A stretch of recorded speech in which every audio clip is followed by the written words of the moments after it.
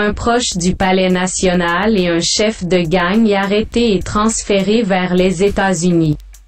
Détenteur d'une carte d'accès au Palais national, Joseph L. Mathieu est présenté comme l'un des chauffeurs au cortège du président de la République. Arrêté cette semaine par les forces de l'ordre, Joseph L. Mathieu a été extradé vendredi vers les États-Unis par des agents de la Drug Enforcement Administration (DEA) et du Bureau fédéral d'investigation (FBI). Deux agences fédérales américaines dépendant du ministère de la Justice américaine. Le porte-parole de la police nationale a confirmé vendredi soir au journal que les Américains ont effectivement extradé de Port-au-Prince vers les États-Unis deux individus ce vendredi. Selon Gary Desrosiers, il s'agit d'un certain Peterson alias Pepe, le numéro 3 du gang de Village de Dieu. Il a été appréhendé à Sarthe et est impliqué dans une dizaine de cas de kidnapping dont celui de deux ressortissants américains. L'autre individu transféré aux USA par la DEA.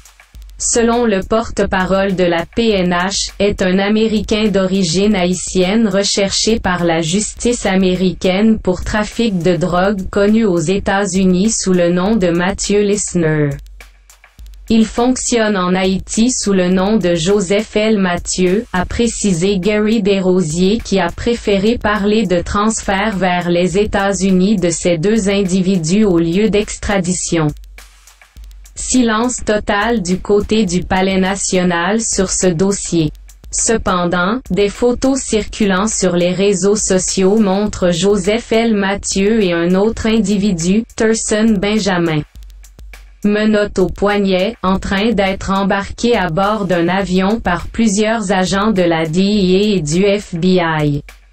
Cette information a bouleversé plus d'un au Palais national. J'ai appris cette information sur les réseaux sociaux comme un coup de tonnerre dans un ciel serein. Mais j'avoue n'avoir jamais croisé cet homme au Palais national. Je ne le connais pas.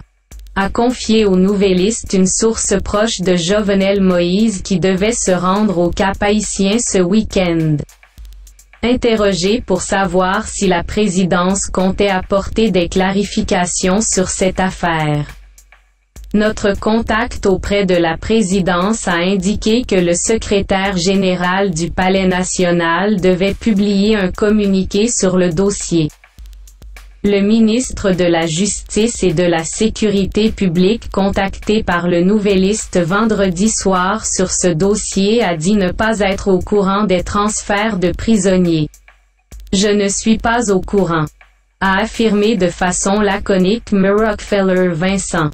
Ce nouveau scandale impliquant un proche du Palais national intervient dans un moment où le pays fait face à une recrudescence des actes de kidnapping. Dans un tweet publié vendredi par l'ambassade américaine à Port-au-Prince nous lisons @ t'éteins #min. De la justice @Rockefeller20 un esperluette @PNH- officiel DG Charles ont discuté de l'aide américaine pour lutter contre les enlèvements et la violence des gangs. Et pour le renforcement de la capacité de contrôle des foules, avec emphase sur les droits humains. @Tétinle finance l'évaluation de 3 mois conduite par la police nationale colombienne sur la capacité de @PNH- officiel à lutter contre les enlèvements. Les Colombiens feront des recommandations pour améliorer cette capacité. Il faut souligner que 4 experts colombiens sont en mission en Haïti pour renforcer la cellule contre enlèvement de la DCPJ, selon le gouvernement. Haïti, mesdames et messieurs, Méga Média.